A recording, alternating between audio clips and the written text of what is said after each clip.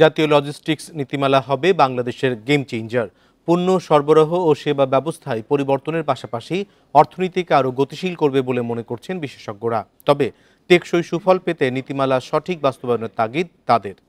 বিকাশে কম খরচে ক্যাশ আউটের লিমিট বেড়ে 50,000, প্রিয় এজেন্টও 2টা।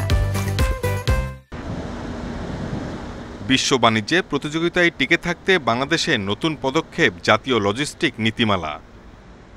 বৃহস্পতিবার বঙ্গবন্ধু আন্তর্জাতিক সম্মেলন কেন্দ্রে আয়োজিত সভায় উঠে আসে অর্থনীতির চ্যালেঞ্জ ও সম্ভাবনার নানান দিক। বক্তারা জানান, অর্থনীতির আকার বাড়লেও অবকাঠামোগত সুবিধা বাড়েনি। পণ্য উৎপাদন, পরিবহন বা ব্যবসার নানা সূচকেও গুনতে হয় বাড়তি ব্যয়। এমন পরিস্থিতিতে লজিস্টিক নীতিমালা সহজ করবে পণ্য পরিবহন, যা ভূমিকা রাখবে অর্থনৈতিক প্রবৃদ্ধিতে।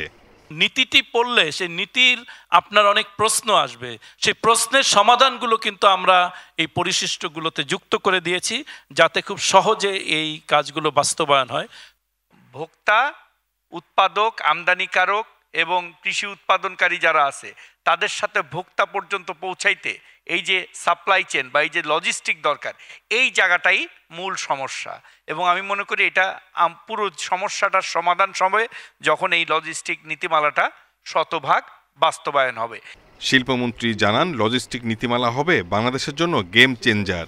যারা ইনভেস্টার, যারা করা আছে, তারা একটা পথ পাবে, কোথায় যাব, কোথায় আছি, কোন জায়গাটায় আছি, কোথায় যাব আমরা, আমার নির্দেশনা।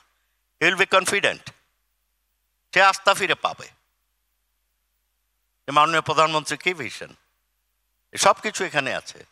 এ নীতিমালায় সরকারি উদ্যোগের পাশাপাশি বেসরকারি অংশগ্রহণ বাড়ানোর পরামর্শ বিশেষজ্ঞদের। পৃথিবীতে কিন্তু এগুলো পিপিপি বা প্রাইভেট ইনভেস্টমেন্ট বা প্রাইভেট পার্টিসিপেশন এগুলোতে খুব জোরালোভাবে এসছে।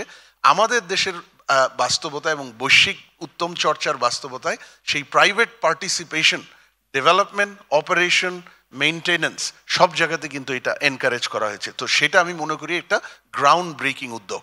কৃষি পণ্য, প্রক্রিয়াজাত খাদ্য, ওষুধের মতো পণ্যের মান বজায় রাখা, সংরক্ষণ ও পরিবহন গুরুত্ব পেয়েছে লজিস্টিক নীতিমালায়। Shahid Ahmed, independent news, Dhaka.